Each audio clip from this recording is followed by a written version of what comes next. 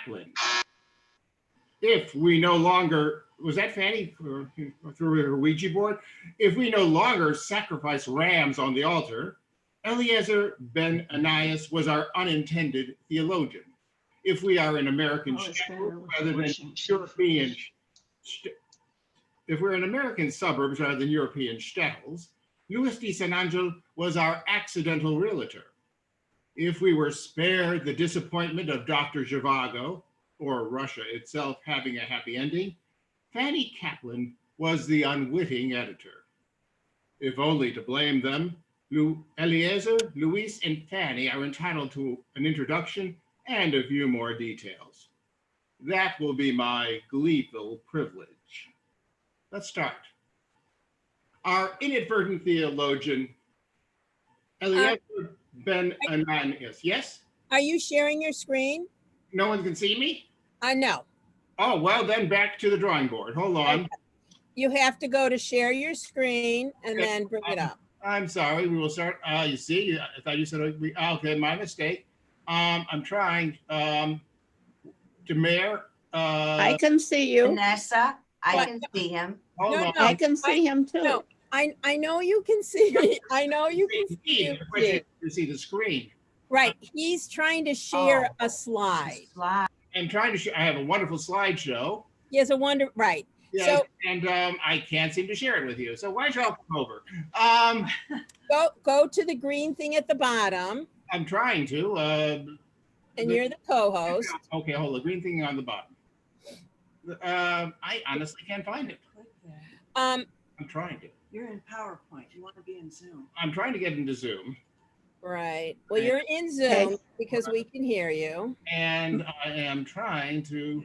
My green thing is at the top. And I can't get, I have. Okay, someone said their green thing's at the top. It's usually at the bottom. It says share screen. Oh, I don't see anything. Cancel the spotlight video.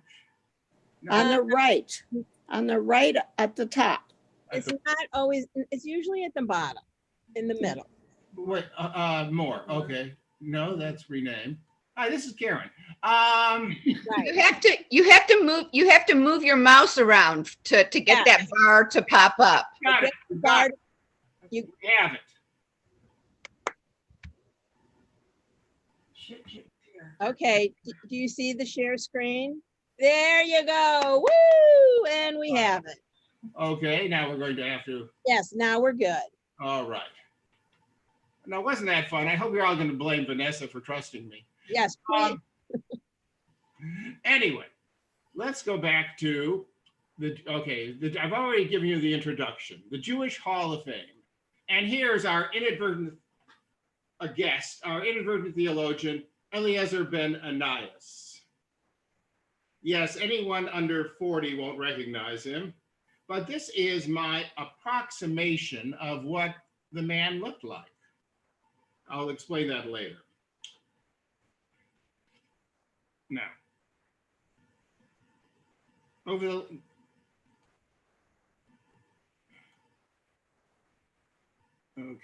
in case you've forgotten, over the last 2,000 years, there have been changes.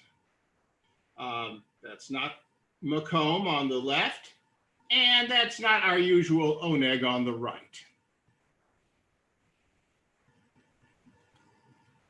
Now, ancient Judea does look familiar. Roman Judea would correspond to much of the modern state of Israel, including the West Bank and some of the East Bank. It does not include the Negev. However, in the first century, Judea's population was approximately 2.5 million.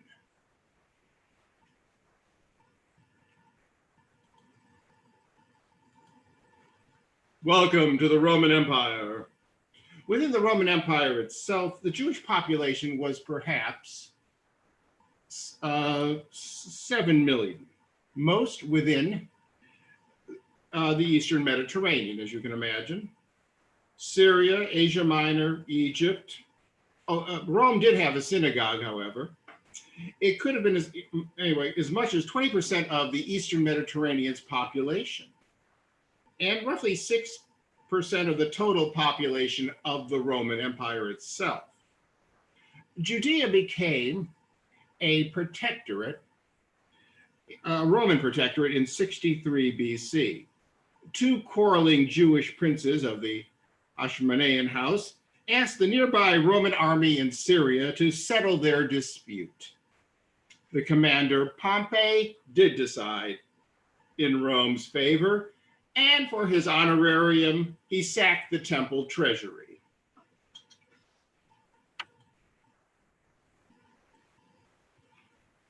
Until 6 AD, or Common Era, the Romans were content with Jewish puppets. A particular favorite was named Herod, Herodus. A very capable monster, Rome found him appalling but indispensable. Hearing that Herod had just executed 2 of his sons, Augustus quipped, "You know, it's safer to be Herod's pig than his son."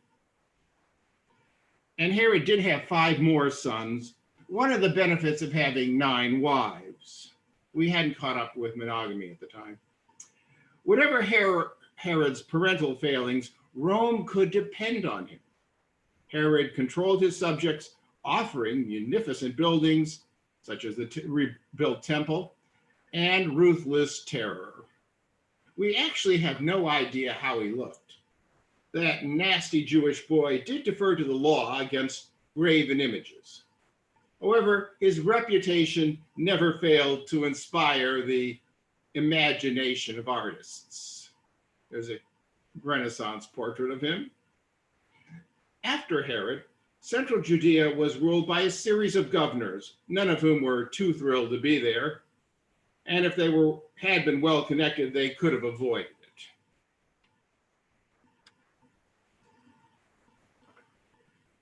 Definitely not Jerusalem. And by the way, Alexandria had a larger Jewish population than Jerusalem did, roughly twice the size. Now, as I said, Jerusalem was never confused with Alexandria or even Antioch. There was a short respite from 41 to 44 AD when a grandson of Herod and one of the more likable characters in I, Claudius, ruled Judea. After him, alas, the Roman governors seemed to be increasingly rapacious and anti-Jewish. Nero did not have the highest standards for the civil service. Decius Florus, who was the governor from 64 to 66, was especially grotesque. He was like Ralphie in The Sopranos, demanding protection money from the Jews and then imprisoning the Jewish leaders, robbing the temple, crucifying the leading citizens of Jerusalem after they protested about the temple being robbed. Very endearing. So, who's going to challenge him? Well, let's typecast for a Jewish superhero. Any favorites among them? Franz Kafka, Milton Friedman, the beloved Ruth Bader Ginsburg. And since we have no idea what Eliezer looked like, we're free to imagine his appearance.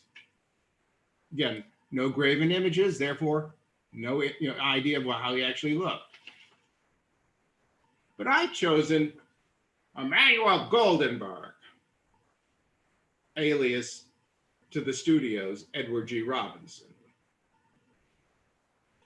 Eliezer ben Ananias, captain of the Temple Guards, was a Sadducee, a member of the Jewish political party that was pro-temple, pro-collaborating with the Romans, also had a few theological, tenets too, but that was secondary to their political consideration.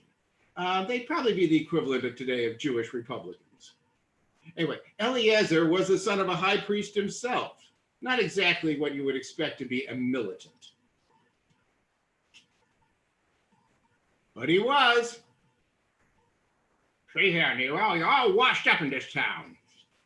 On August 66, he refused to accept the animal sacrifices in the name of the emperor, a breach of protocol tantamount to a declaration of rebellion. Did he have a plan? Had he overestimated Rome's good nature? Perhaps he was counting on a miracle. He did have that in writing. At least he knew how to take Jerusalem. Eleazar seized the temple and half the city. Within a week, he had all of it. The Roman garrison was massacred, surprised and massacred. The Romans wouldn't mind that, of course. Vengeance is not a Latin word. Oh, wait, yes, it is. The rebellion in Jerusalem encouraged uprisings elsewhere. Masada was captured from its Roman garrison. The leader of that group of zealots showed up in Jerusalem and tried to assert himself over Eleazar. Of course, Eleazar killed him.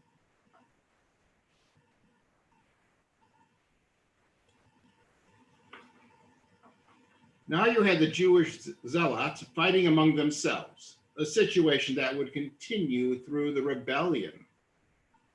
Even as the Romans began their siege of Jerusalem in 70, the city was controlled by three groups who fought among themselves.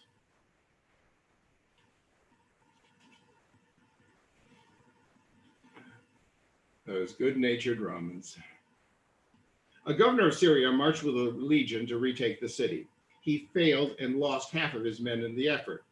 That defeat ignited all Judea as well as the Galilee in rebellion. It would take 4 years and 4 legions to crush the rebellion. The Greeks in neighboring Syria and the Transjordan showed their loyalty to Rome by massacring Jews.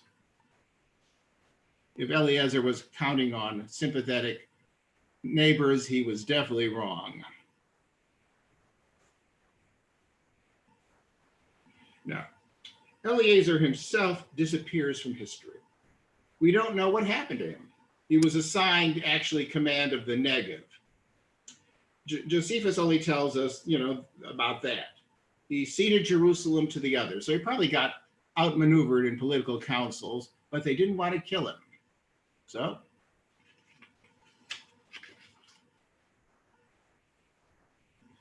and now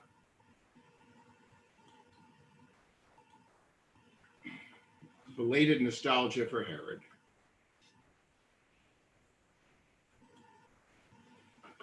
The siege of Jerusalem lasted 139 days. By contrast, 3.5 centuries later, Rome fell in a day to the Visigoths. Anyway, but Jerusalem fought for 139 days. Jerusalem was destroyed, as was the temple. For the consequences of the rebellion, according to Josephus, 1 million dead Jews and 100,000 slaves. Europe was going to get a Jewish population. As for the Jewish society in the wake of this catastrophe, well, it was with the temple gone, the Sadducees had lost their political base of power. They were useless. They had been Roman collaborators, so the Romans weren't going to punish them, just basically dismiss them. They were stripped of their power. They just basically, imagine the plight of rich retired Jews before there was golf. Heartbreaking. Now, there was a Jewish faction that thrived, the Pharisees, who had actually been the opponents of the Sadducees. Well, some of them had been militant, but it was such an eclectic group that a good number of them survived, and they evolved. Since there was no longer Jerusalem or a temple, they suggested the idea of autonomy, rabbinical Judaism. In case you didn't know, that caught on. Now, there was also a third group of Jews, the Essenes, militant, apocalyptic, messianic ascetics. I mean, the ones who left us the Dead Sea Scrolls predicting that there would be an end of time and a massive war. They just didn't correctly guess who would win it. And they were destroyed. The Essenes were gone. Well, not completely.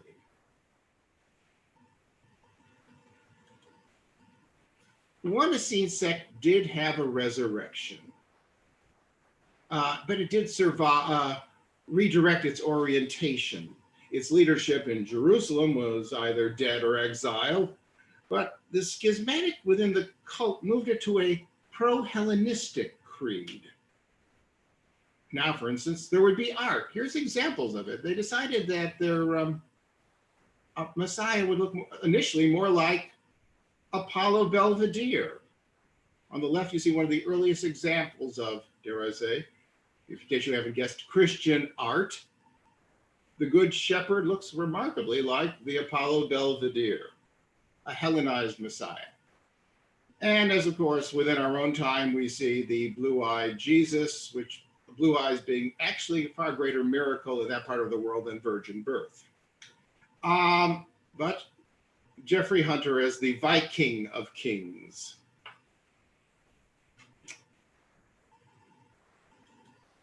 So you see actually that Eliezer was the inadvertent theologian of two religions. The rabbinical Judaism and what we now, well, he basically destroyed Jews for Jesus and created the Hellenistic Christianity. So, for those of you, do you have any questions? And they don't have to be in Latin. You can either unmute yourself or raise your hand. Will I be able to see that, or can? Yeah, or I usually say, Please do it for me, because we're lucky enough that I'm able to get the slides. yes, that's my job. I'm the producer. Bless you. Thank you and bless you. Any questions? Well, I'll start, Eugene. How did you pick this person over, let's say, Louis B. Mayer. yeah, I mean, like you mentioned Herod, and of course, I would say he's the superstar of that era, just because if you visit Israel in the old city, his ruins are everywhere. And I mean everywhere. We don't always realize it, but he was very prolific. Yes, but he's famous and infamous. See, my theme is these are Jews who created remarkable consequences, repercussions, but we don't know them or don't know them very well, whereas Herod is famous. Herod is indeed a complicated figure. He was a monster, but he knew what he was doing. He was also politically very adept. I mean, first comes to power in the wake of the Rome. He actually survived and emerged on top of 3 Roman civil wars. In the case of, the first was the war between the liberators, that is to say, Brutus and Cassius, versus Antony and Octavian. He found himself actually being stuck serving Cassius, who he personally disliked, and Brutus. But the liberators fell. Antony inherited the Middle East, the eastern half of the Roman Empire. Cleopatra disliked Herod, but Antony found him very useful. And this was one time where the tempestuous couple disagreed, and Herod prevailed. And then, of course, in the war between Antony and Octavian, again, we know Octavian survived, triumph, became Augustus, and he once again found Herod odious yet indispensable. He knew how to control the area. Anyway, I see Rob has his hand raised. Yes, he does. He needs to unmute. Thanks. I'm unmuted now. Thank you. I know this is a little out of left field, but you're pretty good at this. One of the things we had talked about during Torah study was King Solomon. And with King Solomon, we had talked about how he kind of coordinated some things with the Egyptians, and he ended up actually building some temples to non-Jewish gods, and kind of how he balanced all of that. And I was wondering if you could do, and this is where it might be unfair, so just tell me if it is, if you could do any comparison between how King Solomon did it and became a hero with doing it. I mean, is there a difference other than Israel wasn't destroyed at that time? Well, of course, Herod is a verifiable historical figure. Solomon is, shall we say, theological, concept. We know people who, the kings of Judea, who are historically valid, Ezekiel and the like, do claim, or say they're from the house of David. So therefore, if they believe they were descended from David and Solomon, so we're going to say that the people actually existed. In the case of Solomon, he worked with pagan powers. His relationships with the Phoenicians was commercial. He certainly was mindful of the Egyptians, but he wasn't a quisling. He wasn't considered a lackey. Herod was considered by the Jews a lackey. It turned out he was the one who kept things in balance. As monstrous and ruthless as he was, he did preserve, a certain, basically Jerusalem itself, because in weaker hands or even more, corrupt hands, the province revolted and with the, horrifying consequences. Well, actually, was it horrifying? I mean, we were forced to move out, but for Herod, or I should say, if we might still be all in Beersheba and look like Yasser Arafat. So, I mean, maybe we were moving into better looking, we waded through better looking gene pools, thanks to the rebellion. But Herod actually did avert that. He did preserve the state, and it prospered under him, even if the people themselves disliked him intensely. But as I said, while the city is being destroyed, the Jews might have suddenly become nostalgic for Herod. Was it possible to be both a Roman collaborator and a popular Jewish ruler? Yes. Herod's grandson, Herod Agrippa, he only reigned for 3 years before he died, but he did succeed in doing that, serving Rome while satisfying and gratifying the Jewish population. Eugene, I know that you have 2 more people in the Inadvertent Hall of Fame, and I want to get to them. All right. So I'm going to say, I'm dying to know who the second one is. All right. And unfortunately, the form of dying would be being burned at the stake. However, our inadvertent realtor, Luis P. Sant'Angelo. Anyway, well, we last left Judea along with 100,000 prisoners. The question is, where did all those Jewish slaves and prisoners go? Well, 10,000 went to Italy, where they built the Colosseum. So the next time someone tells you the Jews aren't very good at manual labor, we built the Colosseum. From there, over time, some of those Jews went north to the Rhine, or perhaps as toga tailors to the legions there. There were Jews in the Roman town of Colonia before there were Germans in Cologne. Same town, roughly the same name, but it was a Roman city first, and Jews were there before the Germans took it. Anyway, in time, these Jews in these Rhine communities, fleeing medieval massacres, would move east to Poland, Russia, and Fiddler on the Roof. In short, our Ashkenazi ancestors.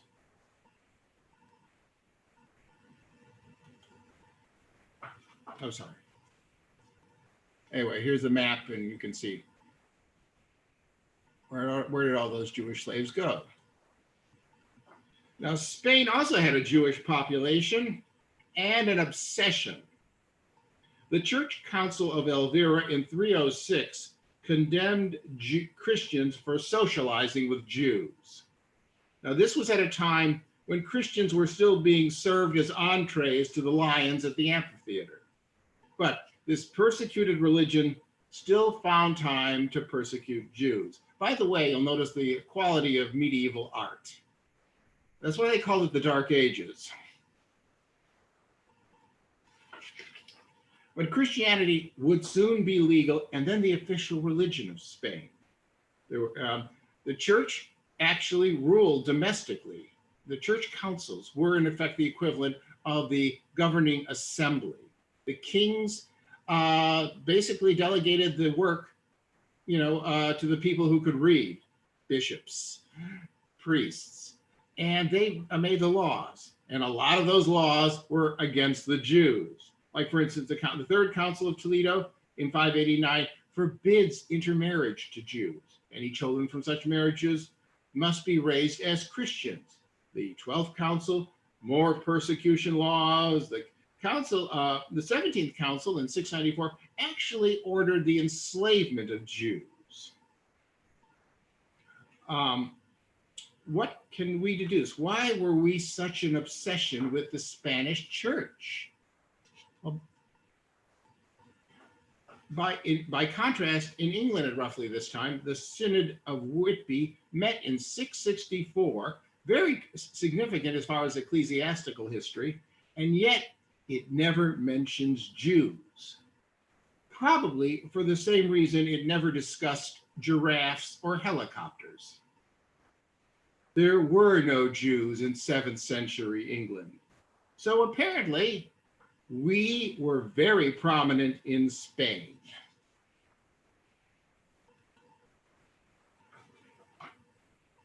How many? Well, first take a look at the two. Banderas? No, probably not. But Javier Bardem? Didn't we all know someone in high school who kind of looked like him? Anyway, we don't know how many Jews there were in Iberia. The Spanish and, the Portuguese never bothered with a census. However, genetic testing gives us some idea of their number. A study conducted by British and Spanish biologists presented its findings in 2008. Analysis of the Y chromosome in men in Iberia, Spain and Portugal, found that 20% of the population had Jewish ancestry. 20%.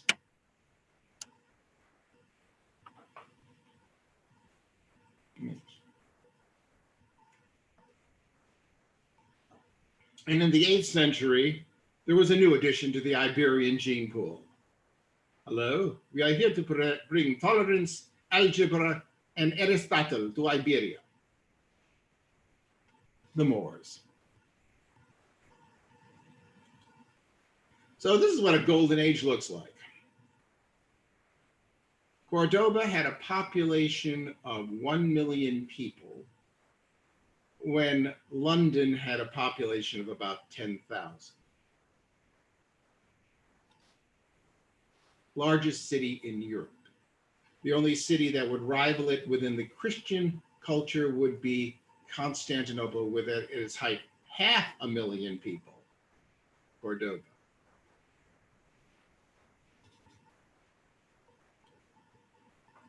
And Jewish life under the Moors.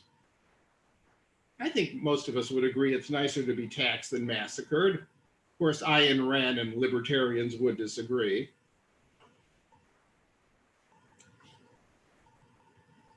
Now, as you can see on the left, the Moors, conquered practically all of Iberia. Now, there was a gradual reconquest, but well into the 11th century, the Moors still dominated most of the peninsula.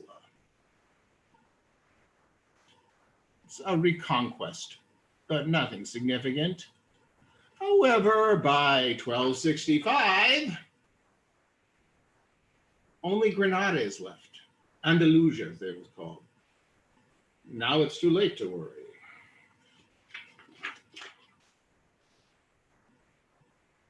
And of course, the Jews now found themselves under the Christians. Remember how fond the Christians were of the Jews? Here's their second chance. In 1391, a series of attacks on Jews, ravaged the communities of Aragon and Castile. Christian mobs would attack synagogues and threaten Jews with a choice of baptism or death. St. Vincent Ferrer, the gentleman on the right, is credited with many converts. The description of him in Encyclopedia Judaica is less complimentary. And there are churches in the Chicago area, a name for St. Vincent Ferrer. These, in the 14th and 15th century, some Spanish Jews found conversion preferable to massacre.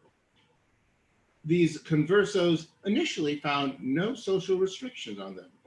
The more successful ex-Jews were even encroaching on the aristocracy.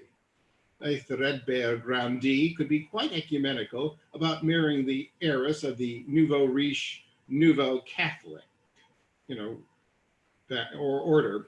This infiltration was occurring throughout the upper classes, and the old order began to panic. Just because they had stopped being Jews did not mean they had stopped being insidious.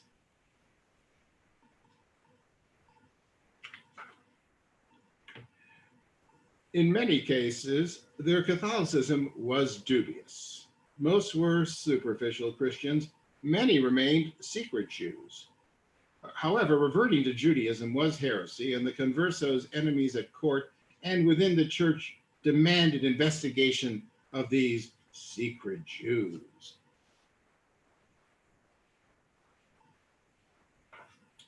Ferdinand and Isabella asked Pope Sixtus IV to permit an Inquisition in Spain. Isabella probably was concerned about heresy. Ferdinand thought it was a good way to raise money. The Pope did not read the fine print. The Inquisition would be answerable only to the Spanish monarchs and completely independent of Rome. The Inquisition was established in 1478. Ironically, Ferdinand and Isabella hadn't read the fine print either.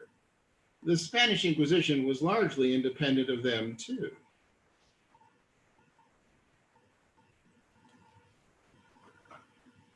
If intelligence is a vice, Isabella was a saint. And Ferdinand was a clever bastard. Isabella of Castile was an idiot, but that's not an unusual condition in royalty. Her husband, Ferdinand of Aragon, actually was bright and completely free of scruples. Machiavelli considered him a role model. However, Ferdinand turned out to be a little too clever. The wily and avaricious king commissioned the Spanish Inquisition with the idea of gouging wealthy suspects who showed any reluctance toward pork. Of course, the bulk of the loot would go to the crown.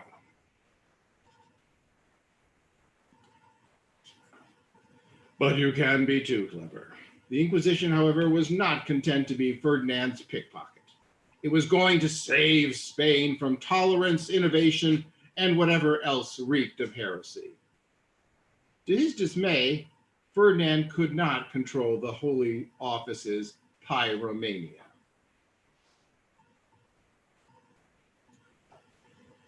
The Jews offered the king money.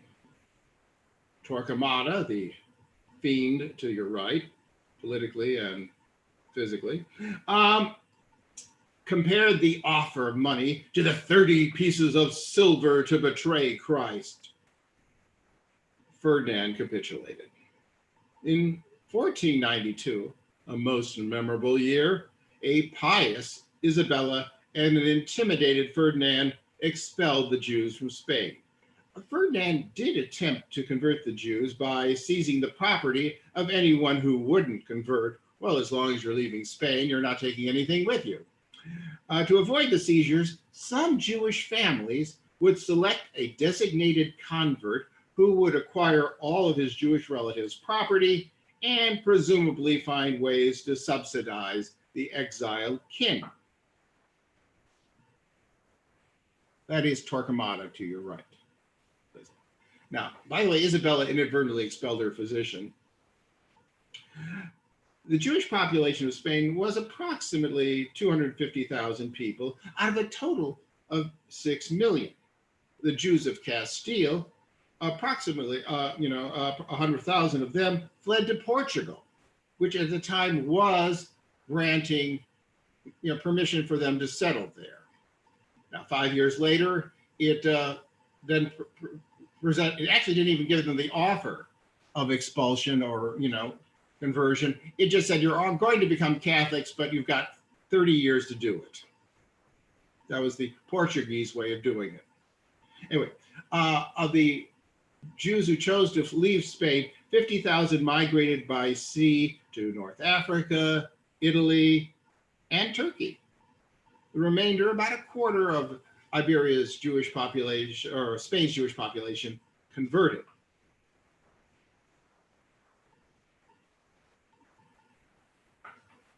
But the new Christian courtiers had a plan too.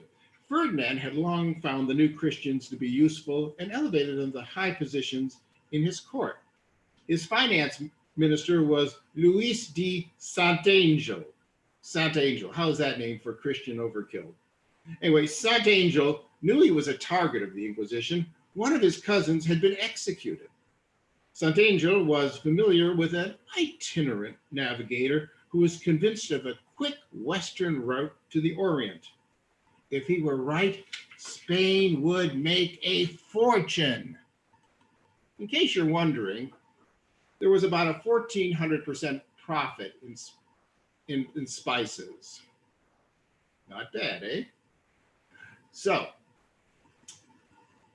1,400%. So Sant'Angelo became the chief patron and financial backer of Christopher Columbus and kept promoting Columbus's scheme to the Spanish monarchs. He found some money within the Spanish treasury and put up with his own money of approximately 17,000 ducats to completely finance the expedition. Columbus regarded him as his chief benefactor and wrote to Sant'Angelo, the first person he wrote to report his success in reaching Asia. It would not be until 1513 that the Spanish concluded that they were not on the outskirts of Asia. Now, what were the motives of Sant'Angelo? Well, self-preservation for himself, his family, and conversos. The more money you have, presumably the safer you are. But more than that, it was a way to eclipse the Inquisition. Because after all, some of that money would go to the crown.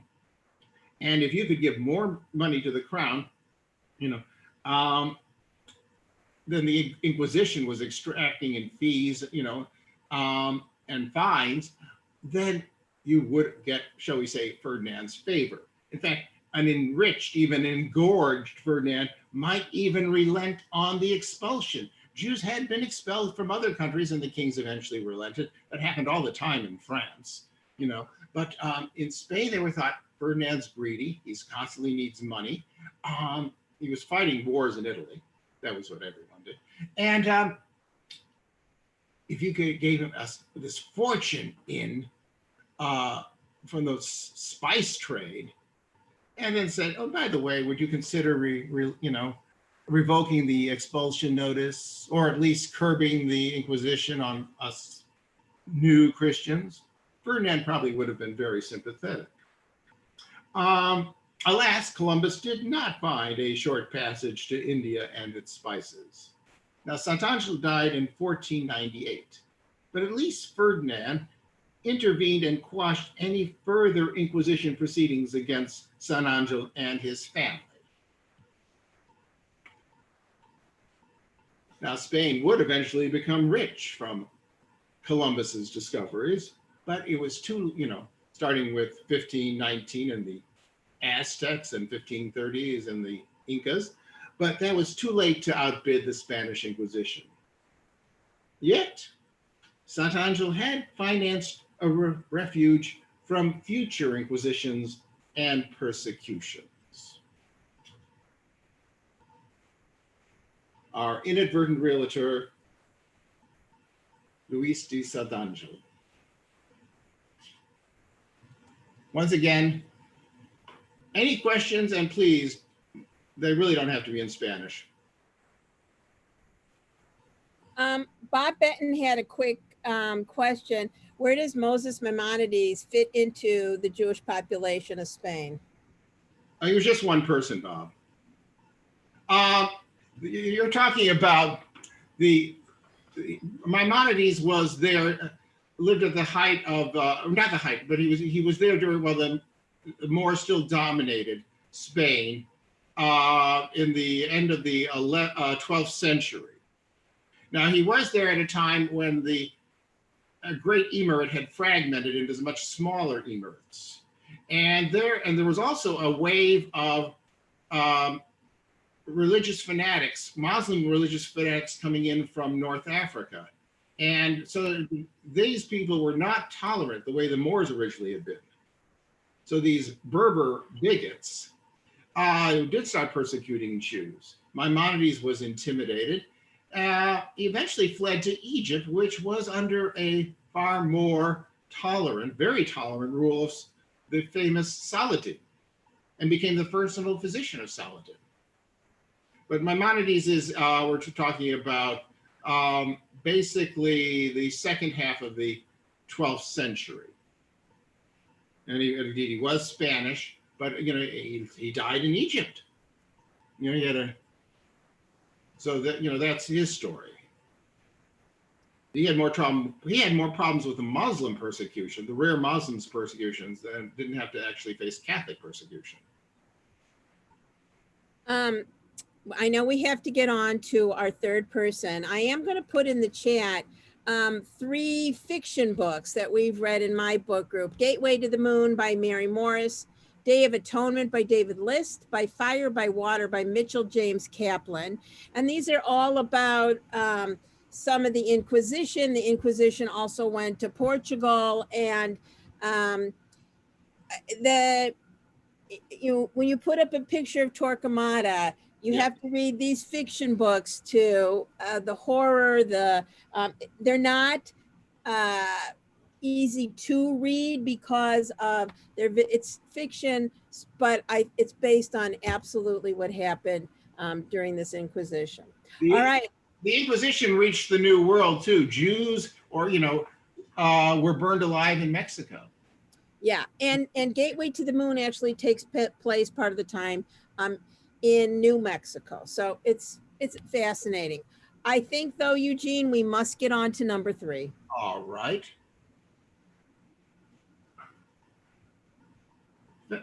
The Unwitting Editor. Fanny Kaplan is not the kind of name with any historic portent. In my old neighborhood, Rogers Park, I might have known 6 of them, all friends of my grandmother. None of these elderly yentas would be thought of as Fanny the Great. So who is the Fanny Kaplan? This one killed Vladimir Lenin. That sounds more erotic than it actually was. Comrade Kaplan actually shot Lenin. We tend to think of Lenin as a misunderstood old dear, just a badly tailored Edmund Gwen. Of course, that's only because we're comparing him to Stalin. In fact, Lenin wasn't that old. A mere 47 at the time of the November Revolution. Now, doesn't that make you feel like an underachiever? Nor was he remotely lovable. Although he was not a Stalinoid monster, Lenin was a certifiable creep. He was an obsessed, remorseless tyrant who actually read calculus books for fun.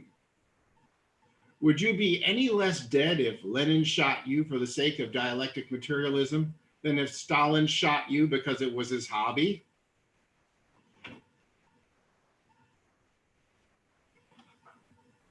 This is not to suggest that Fanny Kaplan was a middle-class liberal. Yet. She was a socialist revolutionary, a political party more radical than the Bolsheviks. It advocated land distribution to the peasants and practiced terrorism.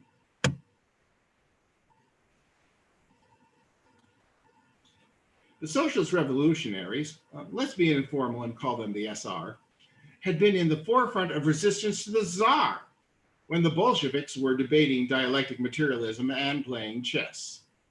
Furthermore, the SR were just as defiant of Bolshevik tyranny. The SR certainly were more popular than Lenin's gang. Russia had an election for a constituent assembly in November 25th, 1917. With their agrarian platform in a land where 90% of the people were peasants, the SR won more than half the seats in the assembly. By contrast, the Bolsheviks came in a distant second. When the assembly met in January 1918, the Bolsheviks simply disbanded it. The SR had the votes, but the Bolsheviks had the guns. Sorry, I like puns. Actually, the SR had guns too. They attempted an uprising in July 1918. The Bolsheviks crushed it, but the SR still had recourse to political assassination. On August 30th, 1918, in Moscow, Lenin was shot twice by Fanny Kaplan. By the way, Fanny in this photograph is about 28 years old. I know she looks twice that old. But 11 years in Tsarist prisons can really age you. Anyway, by the way, she had damaged eyesight from her long imprisonment, so she probably wasn't the most reliable assassin. Now, one of her bullets did no worse than hitting Lenin in the shoulder, but the other lodged in his neck. He did not die. By contrast, Kaplan's execution was an immediate success. However, the Russians were afraid to remove the bullet in Lenin's neck. The die and dialectic, the marks and marksmen. At first, ignoring the bullet seemed an effective therapy. Lenin seemed just as effective a tyrant as ever, leading the Reds to victory in a civil war and initiating an agrarian policy of land distribution, which he shamelessly stole from the SR, from their ability to his needs. Nor had Lenin lost his sense of fun. He sometimes ordered a Politburo meeting to be conducted in English, German, or French. Speaking Russian just wasn't enough of an intellectual challenge. But then Lenin began suffering from headaches and insomnia. He was physically deteriorating. The bullet in his neck clearly was threatening his life. So Lenin finally agreed to an operation. No doctor in the Soviet Union had the skill or the nerve. A German specialist performed the surgery in April 1922.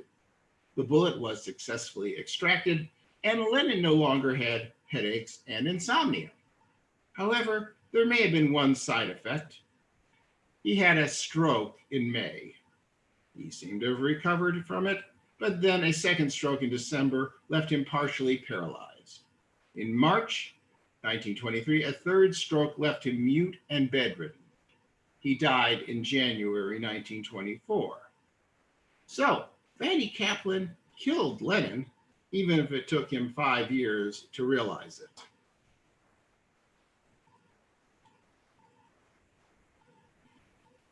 The once robust Lenin died at the age of 53, and the conniving, paranoid Stalin began his ascent. This is one of the great what-ifs of history. If Kaplan had killed Lenin, the Bolshevik Revolution would have collapsed. Russia likely would have been ruled by a surviving cousin of the imperial family or a Slavic version of Francisco Franco. Here's my possible suggestion what one would look like.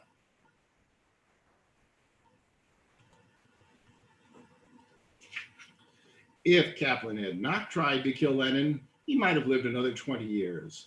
Stalin would have stayed in middle management, and some 20 million people would have died only of Soviet healthcare. As you can see, if you can read the label, it says, Mr. Joseph Stalin, human resource.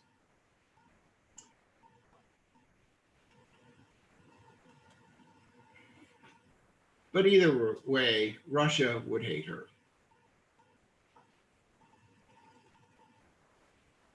So,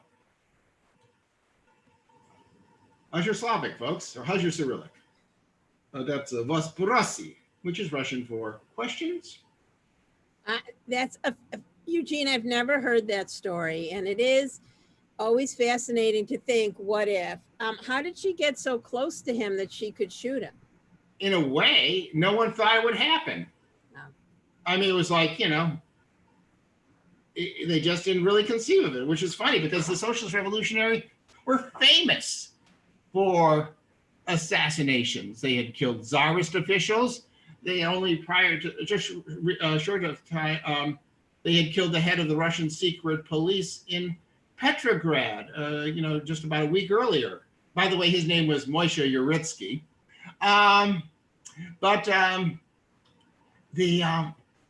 It just happened. now there was a, and Lenin had already recreated the secret police. Russia had always had secret police, actually even dating back to Ivan the Terrible. And so it was a great tradition, and it was initially called the Cheka because they actually recruited Czech prisoners of war. They thought Russians might be too might be reluctant to kill other Russians, but they figured Czechs wouldn't mind it. So they started recruiting Czechs to be the triggermen. But anyway, eventually it became the KGB, and today it's known as the FSB. The initials changed, but the malevolence continues. A proud tradition. Dating back to Ivan the Terrible. Ivan actually ordered the head of his bodyguard, which was called the Oprichnik, to strangle in front of him his own father, not Ivan's father, but the head of the Oprichniki was ordered to strangle his own father. The head of the Oprichniki did, and then Ivan had the man executed, saying, "Well, if you strangle your own father, how can I trust you?" A lot of fun working for Ivan the Terrible, but Russia regards him as a hero because apparently, among the many people he killed, he was killing some of the right ones too, which included, rebellious nobles. Anyway, what other questions are there? I'm told that Fanny Kaplan was taught in Soviet education, just to give you an example of how terrible the Jews are.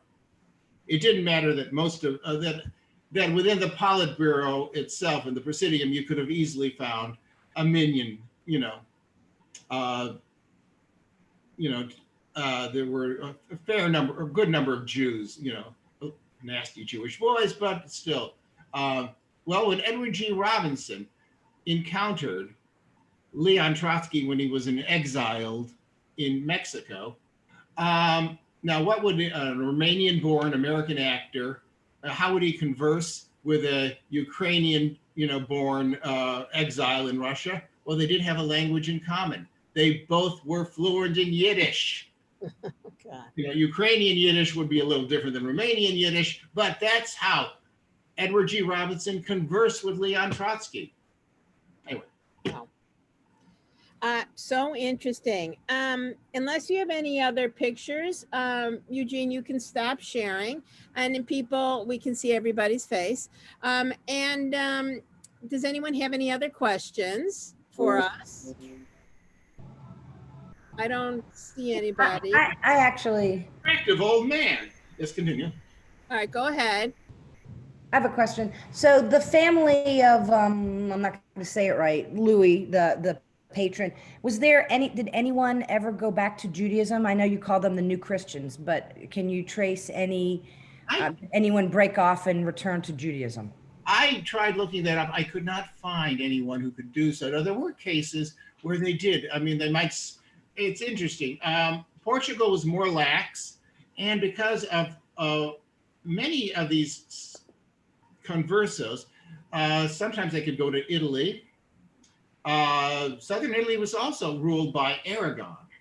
And there, Judaism was more lax. They could just cross over into the Papal States, where, strangely enough, the Pope was willing to take Spanish refugees. They also found the Netherlands was, for a time, ruled by the same Spanish family, or royal family. A skein of political marriages left the Spanish royal family with both the Habsburg chin and control of the Netherlands. But the Netherlands did not practice the expulsion of the Jews. The Spanish regions there permitted Jews to, it varied by town, but Jews could go to, were free to live in Amsterdam. In a Jewish quarter, but for instance, they could live in Amsterdam. There were a number of Jews. Spinoza's family made the migration, from Iberia to the Netherlands. So did Benjamin Cardozo's family. They just say, "Oh, I'm just going on a business trip to, to Burgundy," as it was called, to the Low Countries. And once you're there, you can suddenly revert from being, Juan to Jacob. Then you wouldn't be accused of heresy. The Spanish were more concerned about Calvinism in the Netherlands. So, if there was a lapsed Jew. England was starting to get communities of Dutch merchants and artisans in London. You can be sure that the English Secret Service knew if they could find a Jesuit sneaking ashore, they must have noticed that Mr. Carasso seemed to close his shop on from Friday to Sunday, which was rather strange, and that here's a real giveaway. When he died, he wanted to be buried in the Jewish cemetery in Amsterdam. The English could sort of figure it out, but they weren't going to pursue the matter. Jews weren't supposed to be in England, but the English were far more concerned about Catholics than Spanish Jews sneaking into England to work. For more good fiction on Jews sneaking into England, The Coffee Trader, which is set in the Netherlands, and David List has another one, which it'll come to me. And Rabbi's on, maybe he can put it on the chat. I know it's something to do with paper, but it'll come to me. Also, before people go, a couple of announcements. The movie Rabbi will be talking about Tuesday at 2 is not to have and have not, but it's to be or not to be. Here's the link to watch it free on YouTube. And then Tuesday night with our Macomb Solel Lakeside Film Group, it's Maktub. All of this, Maktub is on Netflix. I'll put that in the chat as well. And also, no, Maktub is on Monday night. Tuesday night, Diane, what's happening on Tuesday night? You need to unmute. Still need to unmute.